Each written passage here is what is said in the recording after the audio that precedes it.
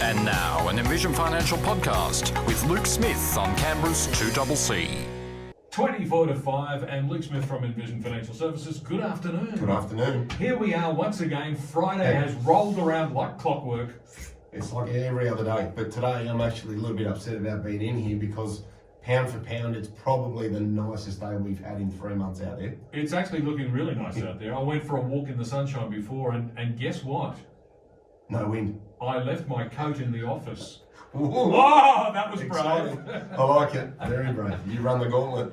Speaking of brave, what does risk really mean, and how do we manage risk? Did you see what I did there? I did.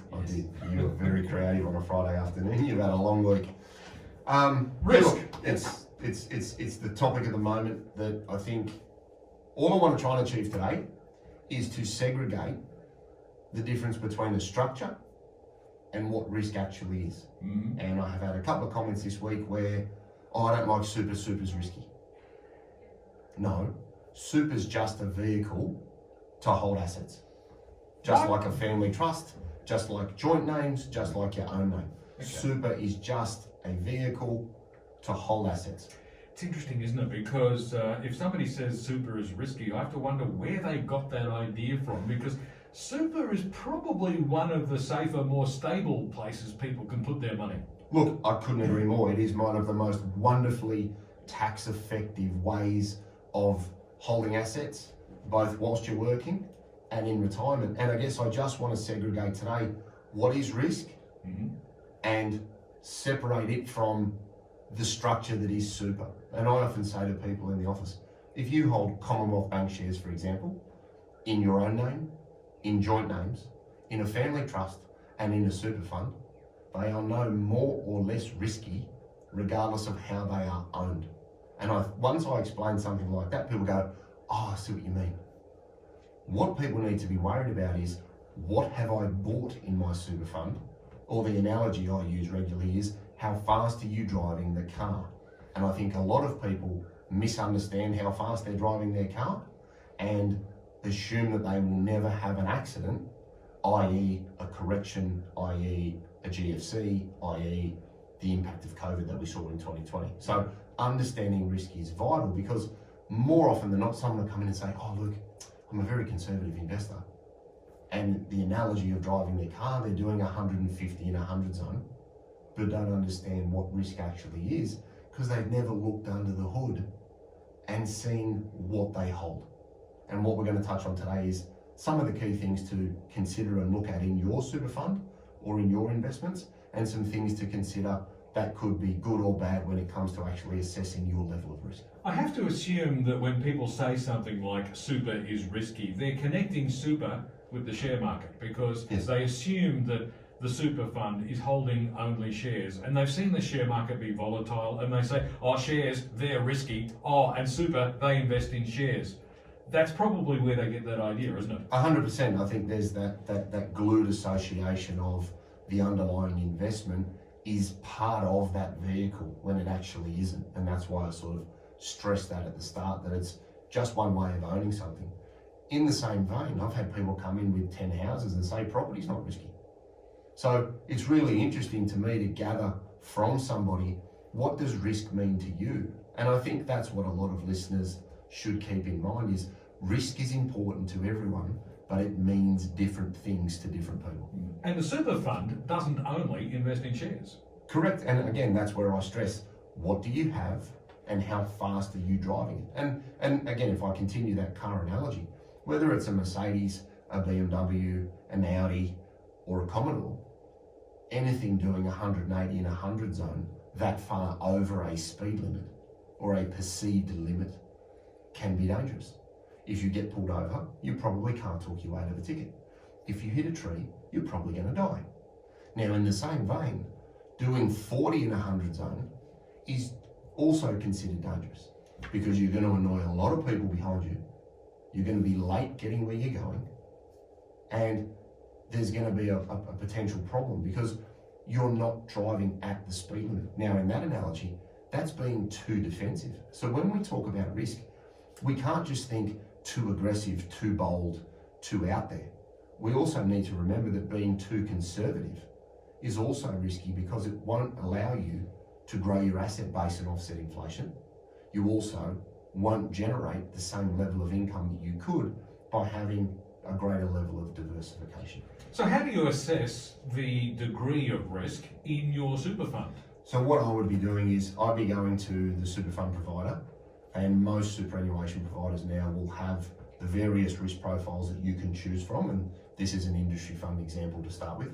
You can go on to your particular industry fund, you can select generally on your balanced option, and we'll talk about what balanced is next week, but you can pick your option, and then there'll be a pie chart there that looks like a pizza.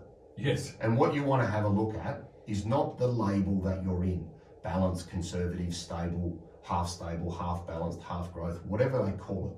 What you want to do is you want to look at the pizza and you want to add up the Australian shares, the international shares, the listed property, the unlisted property, and the infrastructure. They're the ones that you want to look for. Now, they will form the growth part of your portfolio. And then similarly, you want to look at the cash component, the fixed interest component, both international and domestic, okay? And add that up, and that will be your defensive percentage. Now, for me, balanced is 50-50. 50% growth, 50% defensive. Balance means different things to different funds. And I say, we'll elaborate on that next week, but understand what you're holding. If you have individual shares or individual managed funds in your super fund, that's great. Have a look at how much the one share makes up of your total portfolio. And if you're running CBA or BHP or any one individual share at a significant percentage, that is bringing in some individual investment risk. Because if Commonwealth Bank fell over, Heavens above, what would that do to the return in your fund and potentially the value of your assets? So we need to look at risk and say, how fast am I driving the car? What is my total allocation to growth investments? Australian shares, international, property, infrastructure. Then we need to look a little bit deeper. You might have a personally managed super fund or a self-managed super fund. We need to look and say, I've got asset A, B, and C. What percentage of that asset is of my total wealth in that vehicle? Because individual asset risk can be very, very important, because if any one individual share comes under pressure, your total value could fall significantly. So be aware of your broader asset allocation, but also then at the same time be mindful of your individual exposures, whether it's an ETF, a listed share, or a managed fund. When you're talking about industry talking about industry funds just a moment ago, they're the ones that we all know, that we see them advertising on TV. We're most likely, if we're in a regular employment full-time with a company somewhere, we're in one of those funds most likely. So those funds generally, they pick the shares and investments for you, don't they? So they do. All you really get to do is look at what options they have. So how do we analyse the options that they're offering to us? So what you would do is, as I noted before, you would look at what your risk profile option is and say, if I'm balanced, I'm high growth, conservative, but actually look at the pizza and work out what percentage of my total investments is in that growth bracket, and is that appropriate for me? Now, there's a bit of work to go into understanding risk and working out what you like, but if you say, oh, well, you know, I'm middle of the road, I'm relatively conservative, you know, I'm not a risk taker, all these sort of explanations that I get from people. If you then sit down and work out that you've got 80% assets that are growth orientated in your fund, you're probably in the wrong risk profile for how you feel about risk. Because it's not, is that good or is it bad? It's more, is it appropriate or inappropriate for me? And that's where people need to look and say, what percentage is the international portion? If it's 40%, 35 to 40%, that's on the more aggressive end of the scale. Right. If you're running Australian shares in your portfolio over 30%, you could argue that that is of a more aggressive nature. So you need to understand what is the percentage exposure for the generic option that I've chosen, in that industry fund example. So if you're running a self-managed super fund, essentially you're still making the same decisions, but you've got more direct hands-on control over which investments you make. Exactly right, and that's where that second layer of analysis may come from, where I have a self-managed super fund with $1 million in it, and I have 25 different shares in that portfolio. And again, you'll look at it with the same umbrella terminology. What's my total allocation to growth assets? And then you might delve a little deeper and say, what are my Australian shares? And you might have, I've got 4 of the banks and they make up 30% of my portfolio. Now, we could be looking at some individual asset risk there. So you may want to diversify out of banking and into other Australian-based companies. So whilst we look at the individual sector, we then need to delve into it and say, okay, I like apples. I've got 6 green apples. What if I had 2 yellow ones, 2 green ones, 2 red ones, and we find a worm that only likes green apples? Mm-hmm. We want to be able to try and diversify within sectors to limit the downside pressure that we could see if valuations came under pressure. So in other words, if I've only got 4 shares and they're all in the big banks, and then there's some financial crisis and all the banks go down, I'm going to suffer no matter what, because there's nothing to... Spot on. Exactly. Whereas if I had a bank, a miner, a manufacturer, a property developer, that way, while the bank's going down, the others might be going up. Exactly right. Banking Royal Commission, great example. Nothing fundamentally wrong with the banks, but everybody boo-hooed them, got all emotional and upset, and whilst the Banking Royal Commission was on the telly every day, their share price came under significant pressure. Now, if all you hold in your super fund are 4 bank shares, then you would have seen the value of your total asset base fall significantly. Now, the other thing about risk is that conventional wisdom tends to suggest that people should, or perhaps choose to have, a greater appetite for risk when they're younger, and as they get older, they become more conservative and therefore adopt a more defensive investment strategy. Is that, generally speaking, good advice? I'd leap to no. And the reason I'd leap to no is another factor that impacts your level of risk is time. Now, I believe everybody has a lot of time. Another misconception I see regularly is, well, I'm about to retire, I need to be more conservative. Because people, for some reason, tie their risk profile to their working time frame. And I say to them, so you don't need good, strong income in retirement? And they say, yes, I do. And you don't need capital growth to offset inflation? And they say, yes, I do. I said, so what does your risk profile have to do with you retiring? I believe your risk profile ends when you die. Because those 2 things, good, strong income and growth to offset inflation, is when I ask people what are their key things they want to achieve in the next 20 years, those 2 things leap out of their mouth because they want to be able to generate income to fund pensions and growth to offset inflation. Now, if you have too many defensive assets, we know cash and term deposits don't grow. And for the last 10 years, they paid you nothing. Yeah.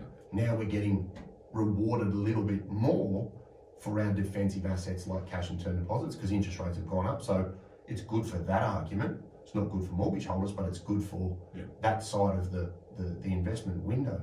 So I think people need to maintain a risk profile that can help them achieve their objectives at a level that they are comfortable with. And that's why I want people to be able to just look at what you really hold, because time is a factor that impacts risk.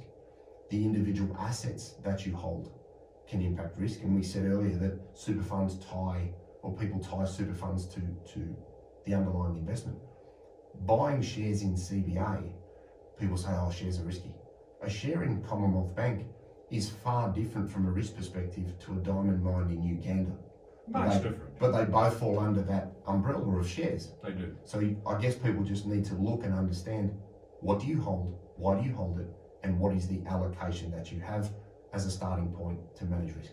Luke Smith from Envision Financial is with me in the studio this afternoon. We're talking about what does risk really mean and how can you manage it. It's 9 minutes to 5. Back with more in just a moment.